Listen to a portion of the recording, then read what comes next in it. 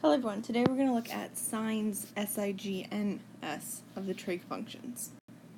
So we're going to start looking at angles in all four quadrants now, not just quadrant 1. So remember the definitions of our three main trig functions. Sine is y over r, cosine is x over r, tangent's y over x. So if I'm in quadrant 1, x and y are both positive. And remember that r is a distance, so r is always positive. All right, undo that, put it to a pen. R is always positive. Okay, so again, if you're in quadrant 1, x and y are positive, r is positive, so all three of these ratios are positive. So they're all positive. If I'm in quadrant 2, then x is negative and y is positive. And again, r is always positive. So sine is y over r. That's going to be positive. So sine of theta is positive. Cosine of theta is x over r. X is negative, so cosine is negative. Tangent is y over x. Y is positive, x is negative, so tangent's negative. So in quadrant 2, only sine of theta is positive. In quadrant 3, x and y are both negative, which means that sine is negative, because it's a negative over a positive. Cosine is negative, because it's a negative over a positive. Tangent, however, is positive, because it's a negative over a negative. So in quadrant 3, tangent of theta is the only positive one. If we move over to quadrant 4, x is positive, y is negative. So since y is negative, sine and tangent are both negative, but cosine, which only depends on x and r, is positive. Okay, so this section is really just about, again, are the trig functions positive or negative? So if I'm in quadrant 1, all 6 of my trig functions are positive. If I'm in quadrant 2, sine, and therefore its reciprocal, cosecant, are the only trig functions that are positive. The other 4 are negative. Quadrant 3 has tangent and cotangent being positive. The rest are negative. Quadrant 4, cosine and secant are positive, and the rest are negative. We typically remember this in the following way. We'll draw our little Cartesian plane, and then going through in the order of the quadrants, we have A, S, T, C. It stands for all are positive, sine is positive, tangent's positive, cosine's positive. And the mnemonic device we use to remember this is all students take calculus, which really isn't true nowadays, but it's still the thing that most people say to remember it.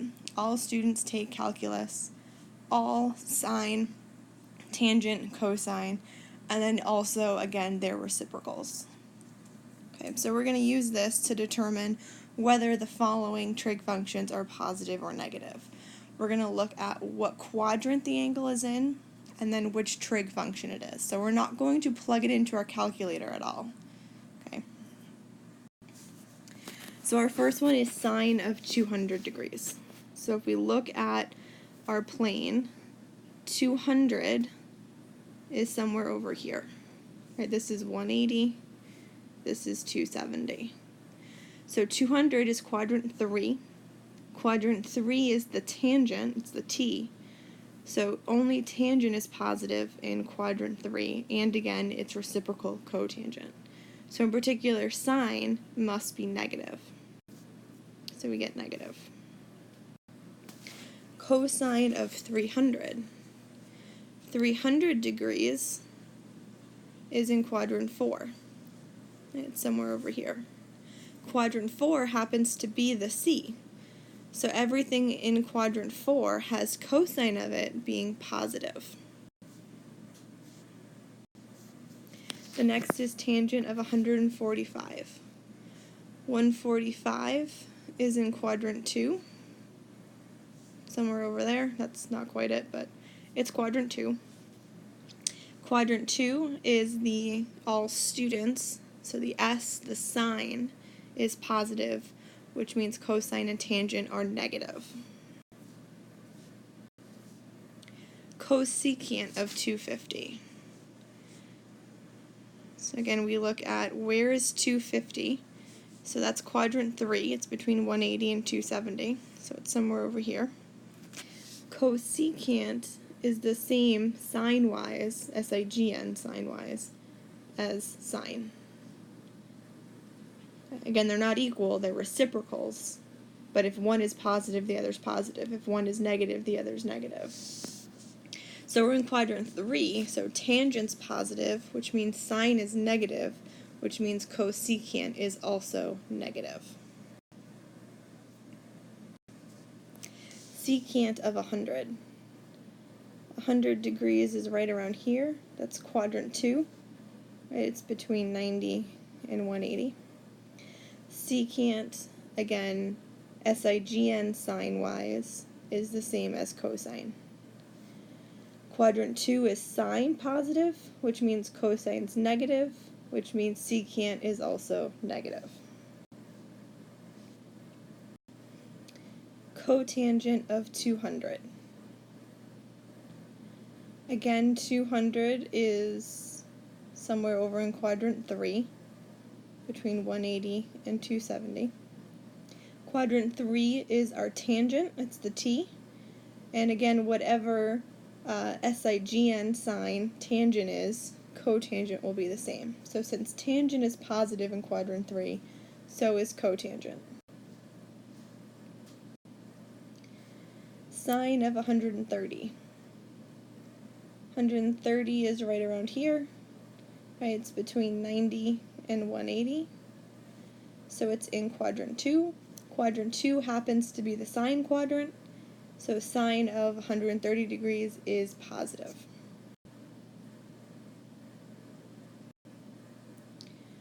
Cosine of 210 degrees. This will be our last one. So 210 degrees is between 180 and 270. So it's somewhere around here. Again, that's Quadrant 3. That's the tangent quadrant. So since tangent's positive, cosine must be negative. So just make sure that you know what quadrant each angle is in. Right, Quadrant 1 is 0 to 90. Quadrant 2 is 90 to 180.